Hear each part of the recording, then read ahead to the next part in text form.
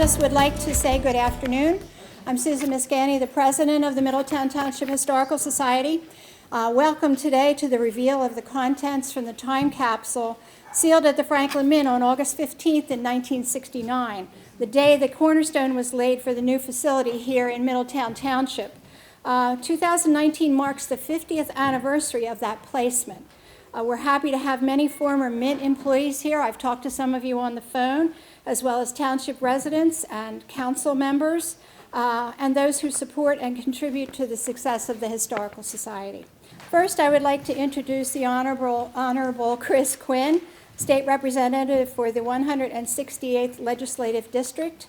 While Chris was on council in Middletown, he became the catalyst for the re-establishment of the Middletown Township Historical Society in preparation for the 325th anniversary of the township.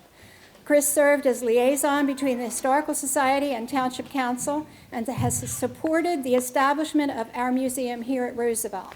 Chris, I lost track of you. There you are.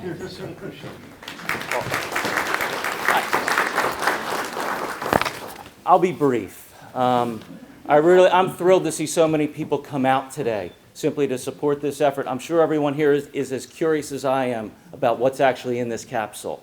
If you think about the business of Franklin Mint and what they set out to do, it was literally capturing little pieces of history. So trying to figure out what the founders of the Franklin Mint decided to do and put into this capsule is, I'm very curious.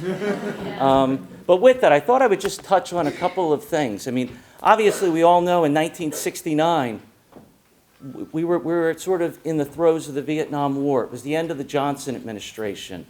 For you car enthusiasts, I think it was the year that the Trans Am first came out. And if you think about where we were going, we were literally looking at President Kennedy, at the idea that he put forth in the challenge, putting men on the moon. So we got men to the moon. It was the year that we literally, the microprocessor, that we invented the microprocessor. And in California, they literally were connecting the first internet. It was taking UCLA and connecting it with Stanford.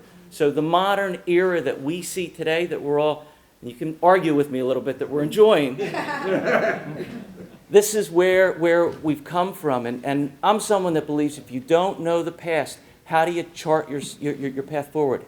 How do you get there? Anyway, I'm not going to say much more than that, Susan. I just really appreciate everyone coming out.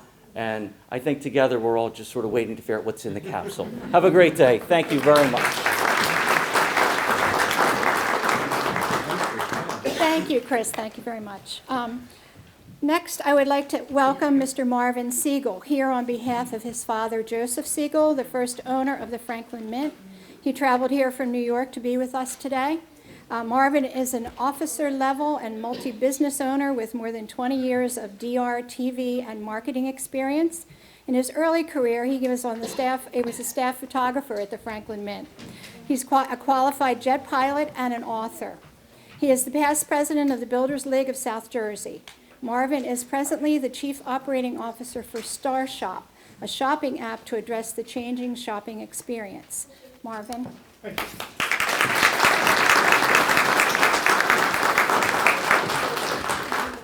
Yes, I did drive down from New York, and I've had I think I can check one thing off my bucket list. I now had a Popeye's chicken sandwich on the way down. I feel very fulfilled. I really do. I want to welcome everybody here. It is also a curiosity to me, especially as my father is not doing well in the last couple months with health. What is actually here? What did he do back then? I was there, and I also drove with my father on Sundays. My parents were divorced. And on Sunday, he was driving around trying to find a new location for the Franklin Mint. It was, I think, if I remember in the time, about 13 or 14 different locations around town. So you're nodding your head. And he wanted to consolidate it. And I remember him driving down US 1 and seeing this cornfield. And literally on US 1, if you can imagine this, he went, wait a minute, I think that's it, and stopped on US 1. As a child, I became traumatized. I heard screeching brakes behind us. That is a true story. He becomes very focused when he's into something. But this is about transitions. The site transitioned from a cornfield, which I remember it as, to an amazing business, and now it's becoming a housing development. You as an elected official, one of the things I find, Chris, kind of interesting, I'm a past president of the Building Association. Whenever you build houses on a piece of ground and you get to drive through that and you see all these new families decorating their houses during the holidays, it's really cool and it makes you feel warm inside when you see that. So it's kind of nice, as far as I'm concerned, to see this become housing and to see all these new families that will be coming in there. And I heard the McKee group, right? Is anybody here? Right here to say hello. Okay, as a past president of the Building Association, I'm going to say thank you because I also hear you're preserving some of the elements. Okay, I don't want to take anything away from you. Okay, but I commend you for that. I think it's absolutely fantastic that you're doing that to keep the history of the site. I used to joke when I was president of the Building Association that whatever the name was of a community was what was there. Like you'd hear deer run. Well, the deer used to run at that site and no more. But I commend you for this. I think it's very, very nice. My father would be proud, but as I said, unfortunately, in the last couple months, his health is really, really bad. And when he was still actually communicating with you by email, and literally from that point to now, it's unfortunately gone downhill. But he asked me to come here and be here on behalf of him. So on behalf of the Siegel family, I want to say life moves on across all facets of life, and best wishes to everybody in the time capsule. Thank you.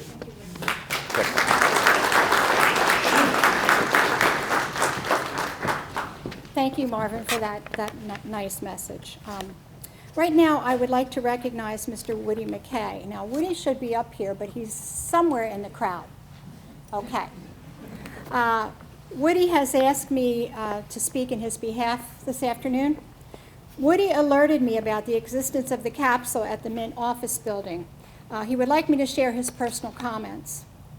I worked at the Mint from 1972 to 1998, starting in special operations as a material handler, buffer, plater, and lacquer line operator. I then moved to the warehouse department in Concordville and then a secured storage clerk in the warehouse behind the Mint. And finally, let me get to the right page, to the security department.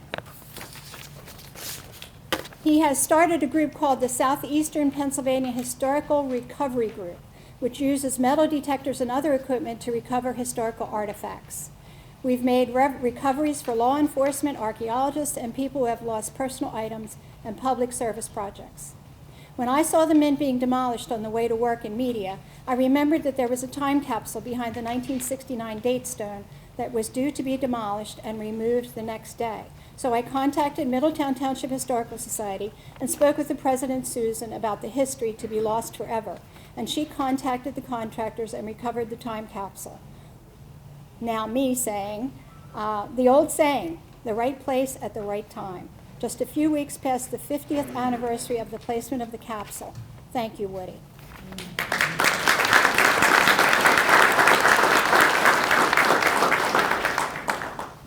Lastly, but not leastly, I would like to introduce Mr. Kevin McLaughlin. He is the Senior Vice President and General Counsel for the McKee Group, which is family-owned, managed real estate company developing the Franklin Mint site. The company is based in Springfield, Delaware County. Kevin has been considerate of the Historical Society during the development plans for the Mint property, in particular the Penile house located on the property. Because we had this relationship, I knew to contact him for help when I received Woody's call. Even though it was late afternoon, Kevin took my call and was able to reach the demolition crew, preventing the loss of the capsule. Kevin. Thank you. Thank you. Yes, I'm with the McKee Group. We're partners in the Franklin Mint redevelopment project, and it's been an honor to work with the Township and the Historical Society in connection with preserving the history there. I could talk for a long time about the things I've learned about the Franklin Mint. First, I want to clear up any rumors that we're storing bears there for any purpose. We don't condone their presence there at all. The story of the Mint is also a story about Gilroy Roberts, who was your father's partner in the Franklin Mint. The chief engraver of the United States Mint, the Philadelphia Mint, from 1948 to 1969. He did the Kennedy half dollar. He's best known for that. I'm trying to research whether he also did or designed the Franklin Mint coin. Trying to find that out too. And one of the things of great interest to me is that we're going to save the, and then I'll be done, is the Sundial, which is the Gilroy Roberts Sundial. Unbelievable. Read up on it, look at it on the web, and this thing is, it has an alemic genome on it, or gnomon, or whatever it's called, which is the thing that stands up and it'll tell time if you set it up correctly. So within 10 minutes, the month, the day, it's crazy that he figured that all out. But that and the plaque that was next to it is going to be preserved and put into the residential development, which will be next to the train station. And we're super excited about that. We're also commissioning a memorial for the Penile House, which I've contacted a stonemason guy named Jeremiah Wright out of Birdsboro. We saved the original stone from the oldest part of the house, because that was really built in several sections.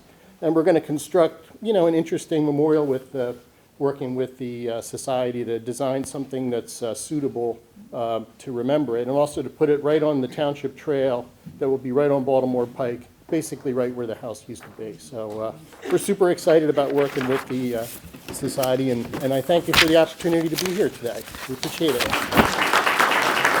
Thank you, Kevin, and thank you for all the support that you give us. We really appreciate it. At this time, I would like to turn things over to Dr. Gary Grove, Middletown Township Historical Board member, who has prepared a PowerPoint program of the history on the Franklin Mint.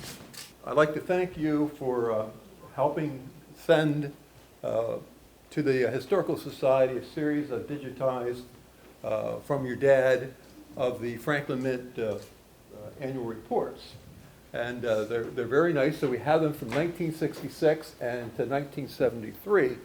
And initially, when the planning committee got together and we started going through the booklets, not only did we find, of course, the charts and the graphs touting the financial success, but we were thrilled with the pictures of the staff and the equipment that clearly was involved in the Franklin Mint, that in this day clearly was the finest private mint in the world.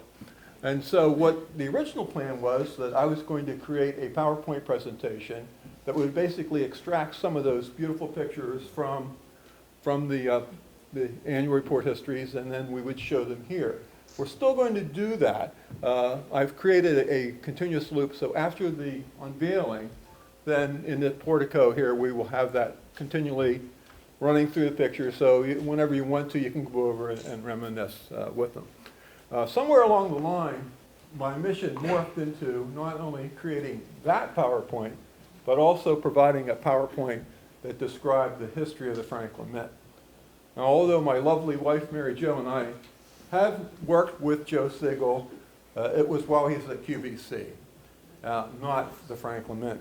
And I'm somewhat embarrassed to say that I really know very little about the Franklin Mint. I know that there's many people in this audience that clearly know a lot more about the Franklin Mint than I do.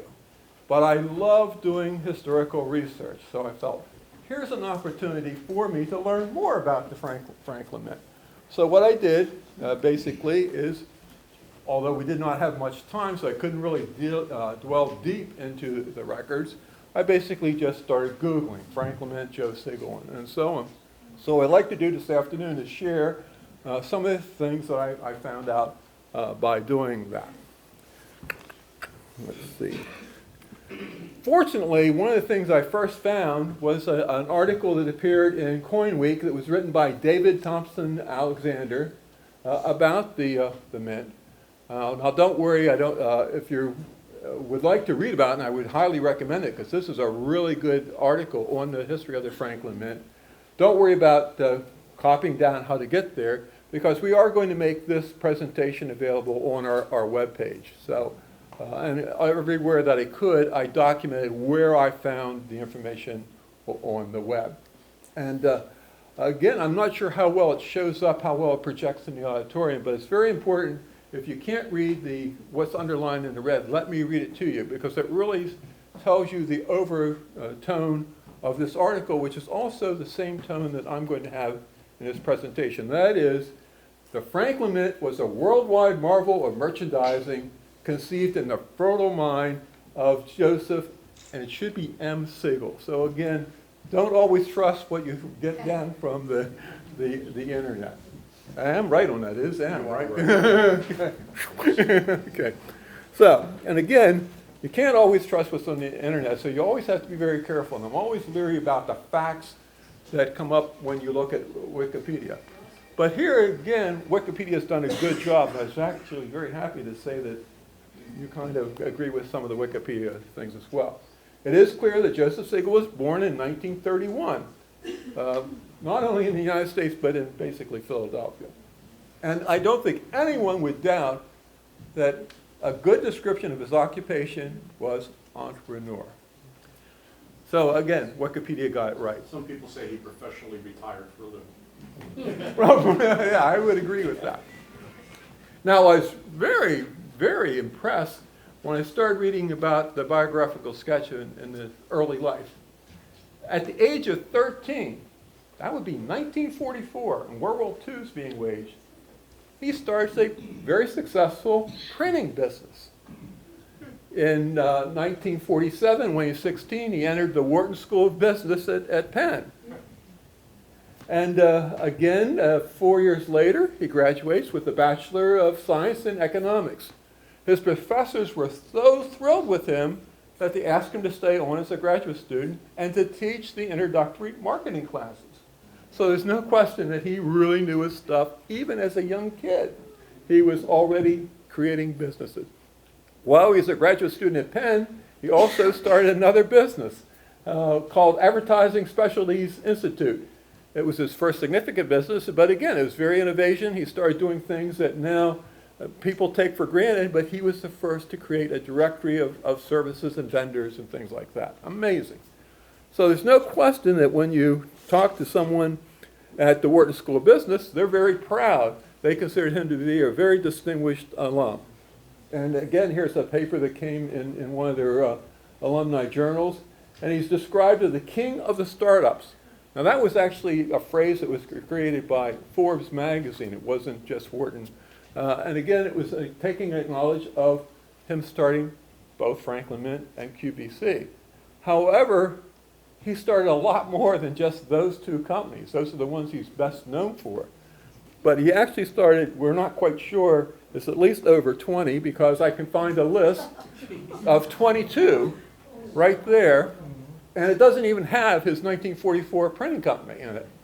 And number 20 is underlined because the International Skin Care Research Inc., the Lemendor skincare products for QVC, that's where Mary Jo and I actually interacted with him. And we came to learn that he was a pleasure to work with because he really wanted to do things the right way. Take your time, do it right. We want to make a difference. We want to make sure that whatever we do, we can be proud of. I love working with him. And it was a lot of fun. And again, this list is 22, and again, when I was doing the internet search, pops up another thing. They actually came out of retirement, I forget, in what, 2008, somewhere like that. Yeah. And for Profile Pro, the first customized hair care system. So this guy has had quite a career. And as a result, it's not surprising he's received a lot of awards and accolades over the years. So here we have Joan Rivers presenting to Joe the Lifetime Achievement Award in electronic retailing in 2002. In 2005, the Harvard Business School published their selection of the greatest business leaders of the 20th century. He's mentioned there. I've already told you about Wharton being so pleased with him. He's considered to be one of their outstanding and most influential Wharton alumni and faculty. And again, he's the only one of 10 people that's actually on both lists. You know, wow, this is quite a guy. A little backstory on the Joan Rivers thing. I actually escorted her up on the stage. It was a surprise to my father that she was there. And when she walked up on stage, I was sitting next to my father, and my father thought it was actually Joan Rivers impersonator. He could dump it. Oh, wow. Wow. Okay. So now let's talk about the Franklin Mint. As I mentioned, thanks to your family, we do have digital copies of the annual report starting with 1966. However, the Franklin Mint was actually established in 1964. And what happens is when you look at the annual reports early on, they're referred to as the General Numismatic Corporation, and the Franklin Mint was a department within the parent company. And at the time, he launched it in 1964 with an investment of $21,000. And the Franklin Mint, I'm told, really was nothing more than a fairly modest machine shop. They had a printing press that you can actually get one at a time and done manually. But that was the start of the Franklin Mint, and it was in Yeadon. Now, 1964 was a very, very interesting time in the coin world. And it's because the U.S. Treasury decided to no longer offer print silver certificates. And for a year or so, you could basically exchange your paper currency for real silver coins. And eventually, when they ran out of the silver coins, you could actually get bullion for a period of time, a year from June of 67 to June of 68. And Mr. Segel was very impressed because as all these people were going to the banks, you had long lines of people trading their paper for the silver. So he said, oh, that's very, very interesting. Another thing that happened in 1964 is General Douglas MacArthur died. And again, there was a number of coin commemorative type companies made medals that basically were a tribute to the service that General MacArthur had given to our country. And again, Joe was not very impressed with the quality of these coins. The designs were kind of crude, blurry. They were, in this case, and this was one of the better ones, the Capital Metals, was basically bronze coated with silver. It really wasn't a silver coin. It was just a piece of bronze that had some silver coating on it. And so for about a year, he basically went to various coin collector shows and saw what was going on, and he says, gee, I think there's an opportunity here, that if you really took the time, designed an attractive coin, made sure that it was really made out of precious metals and the highest quality, it truly would be a collectible coin, and there is a market for those things. So basically, again, he decided, if I'm going to do this, I'm going to do it right, I'm going to do it the best possible way. So what he did, and here, he was mentioned already, there's Gilroy Roberts, and he says, I need to have someone that really knows how to engrave coin. So they linked up together. And basically in 1967 then, they produced their version of the General Douglas MacArthur coin in real silver, 0.88 troy ounces and 0.925 fine silver. And again, unfortunately, it's very difficult to photograph the Franklin Mint coins because they have such a luster to them. The camera, you get all that glare off and so on. So it doesn't really show up very, very well. And I guess probably with the PowerPoint, it's even worse.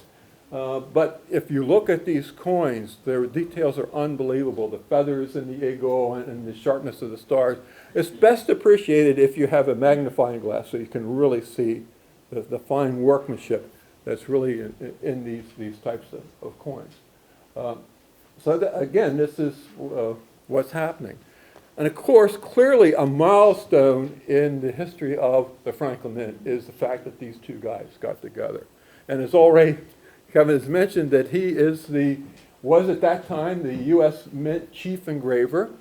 He was the creator of the Kennedy $50, and everybody appreciated how fine a design that was. And of course, he had a very cushy government job, being paid, had good vacations, health insurance. He could look forward to a great pension and so on. So he really had a secure job. But he was willing to basically give that up and take the risk and join with your father and basically create what became the Franklin Mint. And of course, it was a wise decision because he became a very wealthy man as a result of taking that risk. Now, in 1967, here's another coin that was created by Gilroy Roberts. It celebrated basically the fact that now the Franklin Mint was being publicly traded on the National Stock Exchange. And what's very interesting here is, again, when it was initially offered, The share went for $1.42. And in 2 years, it was now trading over $42 a share, and after that, it kept splitting and splitting and splitting. So again, Gilroy Roberts really did make the right decision. Now, again, a tribute to what Mr. Siegel did is, yes, they have a lot of money now, but what he did is he fed a lot of that back into to make the mint even more.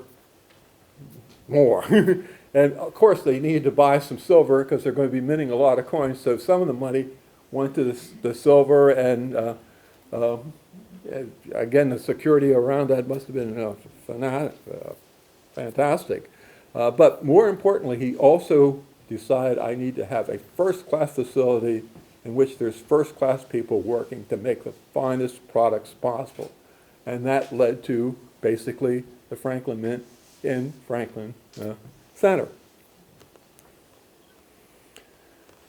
Now, what I didn't know about the mint is early on, a lot of the money coming in was basically game tokens. And in fact, more than 25 Nevada casinos, primarily Las Vegas and Reno, were using Franklin Mint tokens in their games. It's also clear that he had also, and I don't know how many customers overseas, because that one token is an experimental British gaming token. And again, I don't know about Atlantic City and so on, but I was surprised that indeed a lot of work was done into early on with the bank tokens.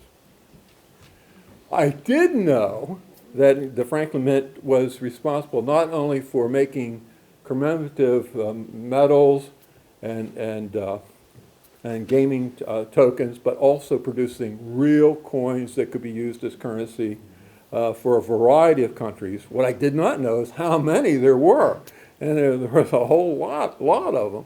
And again, when you look at those coins, they're beautiful. The designs are sharp, and they're really very pleasant to the eye. And again, even more so when you look at them under the magnifying glass.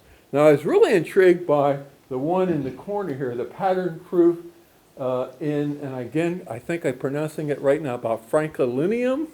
And it was done for a special thing for the Gardiner's Island issue. I had no idea, Gardiner's Island, I've never heard of it, and I was wondering whether it's in the Caribbean or in the South Pacific, where many of the other countries that he was producing coins were for.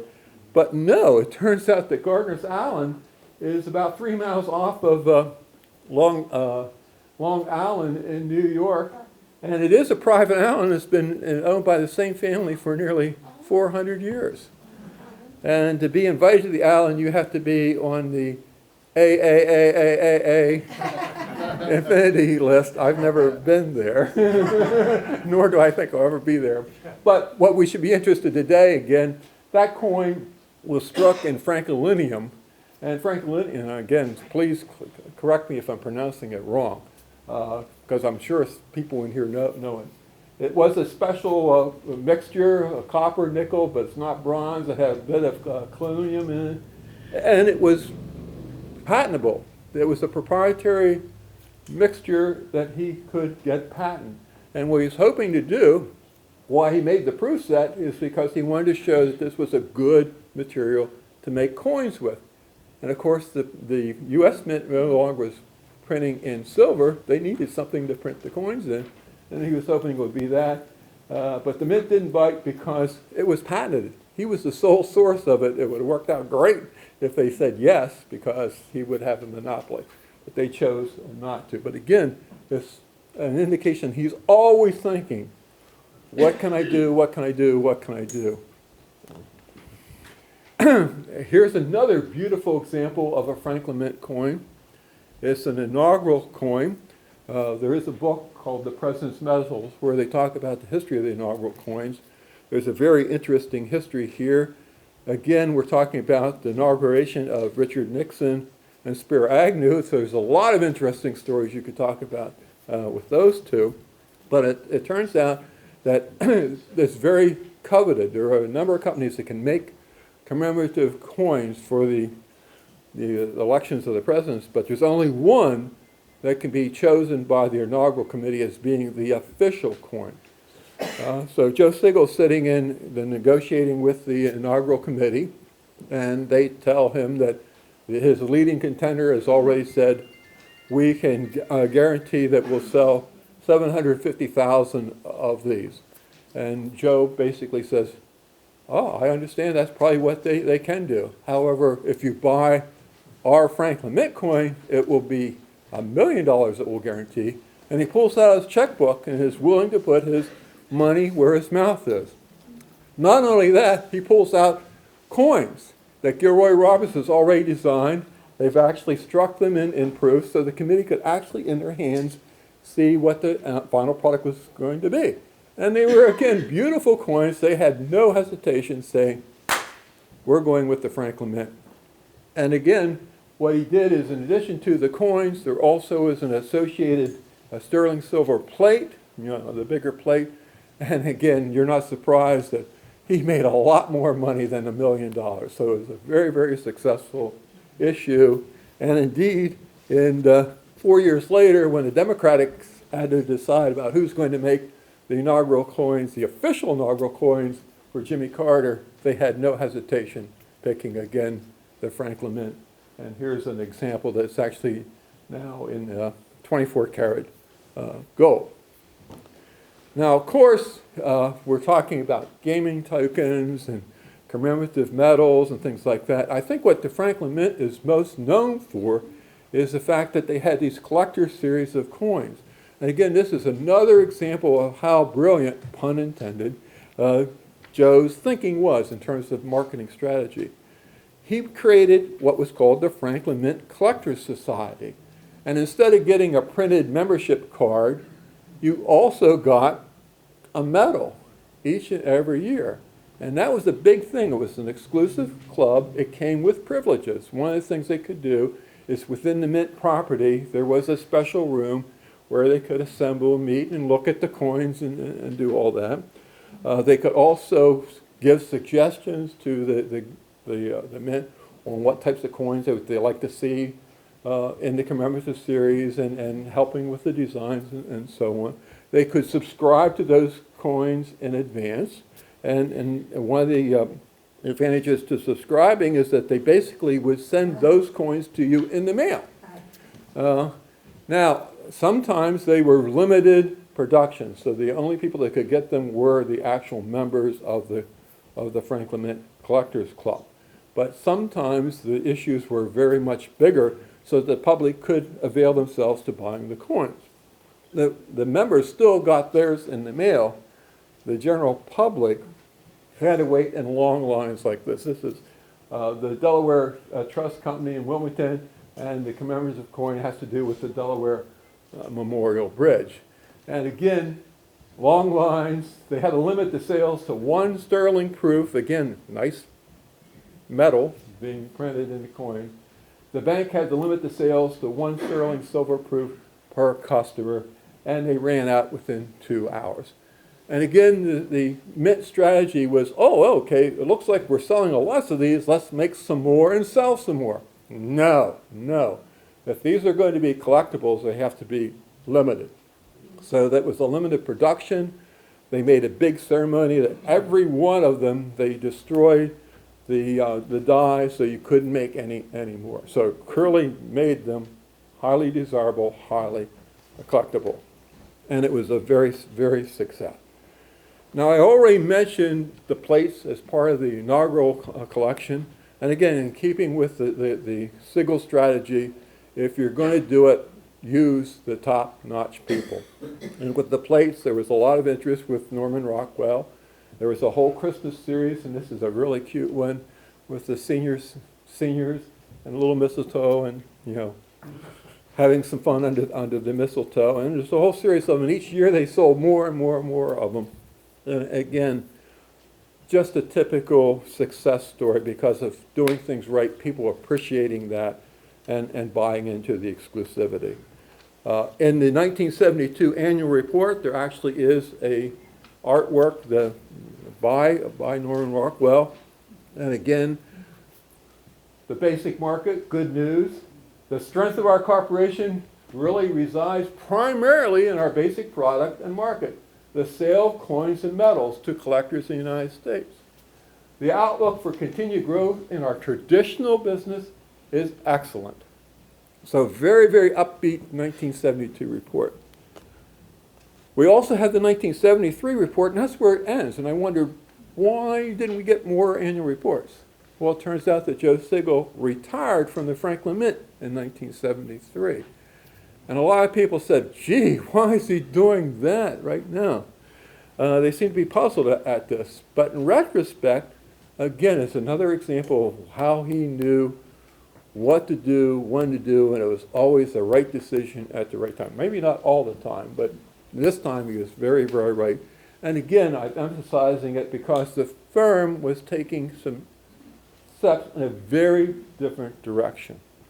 And again, today when you ask someone, they tell you, I collect Franklin Mint. You wonder, well, what do you mean by that? Is it cars? And again, over in that corner there are some die-cast cars. And again, after the unveiling's over, if you would like to walk around and see the cars and so on, please do that. Of course, the dolls were also very special. Princess Diane, they had Gone with the Wind, the presidential ladies, and so on. There were miniature horses and frogs and all sorts of things. Chess sets, like the three-dimensional Star Trek set. Yeah. There were plates, there were replica swords, books, records, and even, what do they call it, penknives. Yeah. So whatever, if you're a Franklin Mint collector, there's lots of things more than just the coins. Now, as I mentioned to you, my talk is primarily based on this article that appeared in Coin Week. And again, I'll remind you, the title of that article was The Rise and Fall of the Franklin Mint. So far, I talked about the rise. Unfortunately, it's coming time now to talk about the fall. And again, it's very easy to talk about milestones. And the milestone here is November 1978 with Morley Safer and 60 Minutes.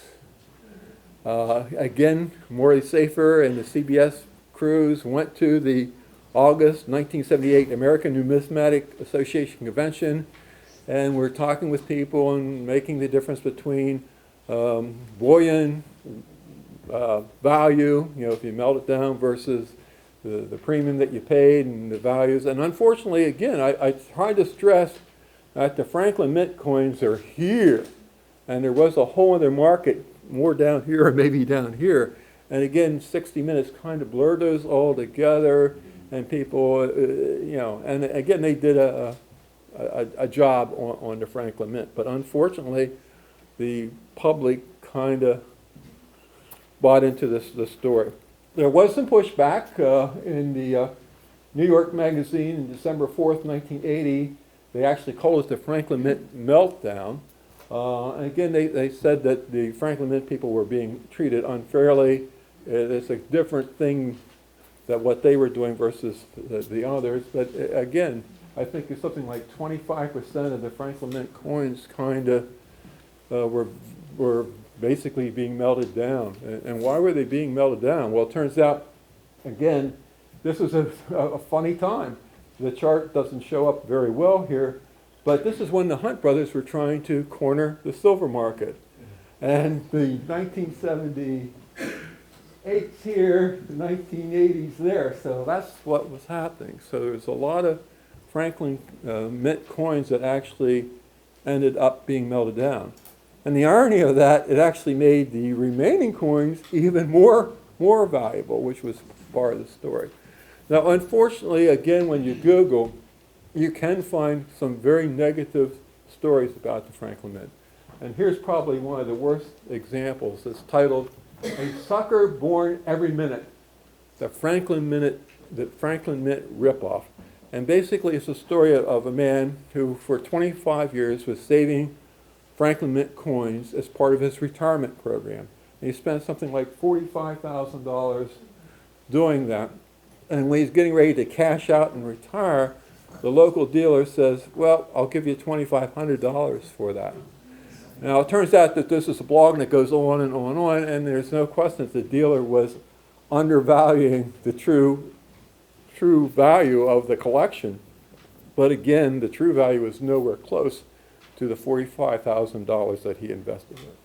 So there's, again, if you'd like to read the whole story, the URL is there. Now, later on in the mid-1990s, again, the Mint was now being under the control of Linda Resnick and Stuart Resnick as the co-chairs. And there was a lot of pushback on the Jackie O pearl necklace things. And again, Linda Resnick really did do a great job here pushing back and a very positive spin on why she thought it was appropriate for the Franklin Mint to offer this. And again, I'm not sure, there was someone who just, Jan Galpern, who just joined the Franklin Mint, also gave a very positive pushback on this. But unfortunately, some of the others, and in fact, probably the majority of feelings, was that you're dealing with junk, trinkets, trash, and so on. So, and I don't want to end with such a negative note. And fortunately, I did find another article on that was published on Coin Talk. It was written by G.S. Dykes, and again, I'd like to highlight his warning. His article is a bit biased, as he truly liked the old Franklin Mint. And by the old Franklin Mint, up here, he's referring to a company that existed from 1965, actually 1964, to 1980, after which it was bought by Warner Communications. And of course, things change. You now have dolls and cars and pocket knives and things like that. And people don't appreciate the Franklin Mint, particularly the coins and the metals, like they should. And again, he hopes, and I hope that this comes to fruition, that it's only a matter of time before collectors see the true value with the coins and metals minted by the world's once greatest private mint, the one and only, the Franklin Mint. Now, as my final slide, again, I just bring it up to remind you that indeed this presentation, as well as the rotating one, is available on our site that you can reach here. And again, while you're on the site, you can also look at our schedule. We have a great museum down the hallway, and it tells you when we're open. Also, Marianne Eves has a great lecture series called Middletown Mondays, and the schedule for that's there. And again, I admit that I don't know much about the Franklin Mint. I hope that what I found on the internet and here kind of makes sense to you.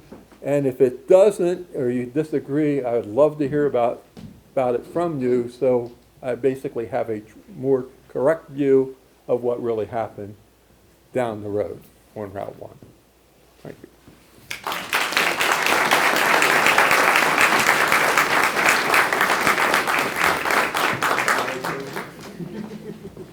Gary, thank you so much. Gary put so much time and effort into this presentation. I hope it was, I'm sure some of you are already familiar with a lot of the history of the Mint, but it's a wonderful story, and we're so glad that Gary put the time and effort into taking care of this presentation for us. The Franklin Mint was a significant part of Middletown Township. It employed thousands of people from the Delaware Valley and beyond.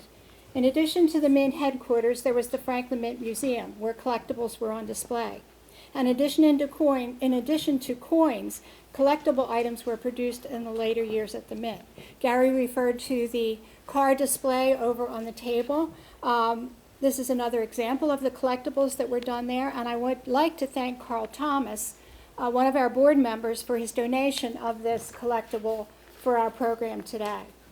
Joseph Segel brought an international company to Middletown Township, breaking ground for the facility on January 15, 1969. The laying of the cornerstone and placement of the time capsule took place on August 15, 1969. Among the items in the time capsule was an audio tape of the January groundbreaking ceremony. I don't know whether any of you are familiar with an audio tape. It's just, we didn't know what to do with it, but we were able to have it converted to a DVD, and that also will be on our website, you can listen to it. At that ceremony, which is the groundbreaking ceremony, Mr. Siegel declared that the cornerstone would be placed on August 15th, 1969. We have a little bit of a clip of the tape of him making that statement. We'd like to play it for you now so you can hear it. Mr. Siegel, would you not like to speak to this very distinguished assemblage? Thank you. My friends and honored guests, none of us who witnessed the striking of our first coin on a small hand-fed press 4 years ago would have believed that we would be standing here today, early in 1969, to break ground for a facility of the magnitude of the new Franklin Mint. This new building will occupy 4 acres of building space, and the entire site, as most of you probably know, is 34 acres. The total facility, building and equipment will involve an investment of approximately $8 million. We have many people to thank for the success that has led to this move. Our co-workers, our shareholders, our good customers, and many, many others who have contributed to our rapid growth. We believe that this new facility will inaugurate a new era in private minting. We have many exciting plans which will take shape in the new Franklin Mint. Plans that will greatly expand the collector markets that we serve. Plans that will create new commercial uses for coin products. Plans that will provide steady employment for close to 1,000 people in this community. The Franklin Mint is a striking example and a proud exponent of free enterprise. And you will see it continue to flourish here in its new Delaware County location. For myself, and on behalf of everyone associated with the Franklin Mint, I thank our guests for coming here today to join with us on this special occasion. We're particularly grateful to those who have traveled as far as New York, Harrisburg, and we even have a guest from Iowa, Wisconsin, Clifford Mishler from Numismatic News, who came down just for this occasion. I hope that all of you will be able to join with us again exactly 9 months from now, on August the 15th, we have set the date, when we plan to lay in the cornerstone in the magnificent building that will have risen on this site. I think it's wonderful that was captured.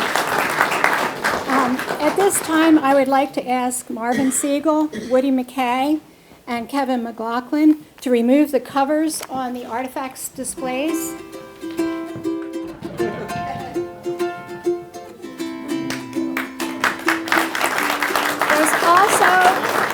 There's also a second table that contains the printed material that was in the capsule.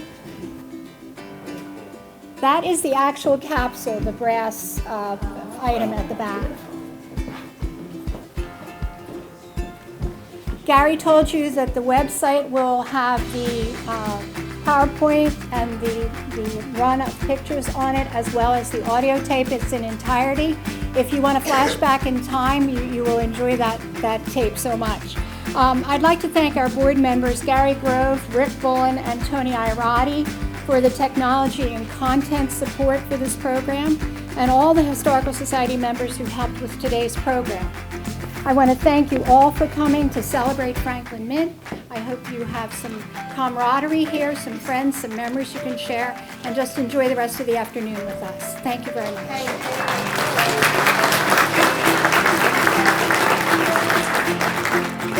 I think it's very, very nice. I think it brings back a lot of memories, and it shows what care was taken into that property. And as I said, this is about transitions. I mean, we have the transition from a cornfield to a business. The business had a life cycle. Now it's becoming housing.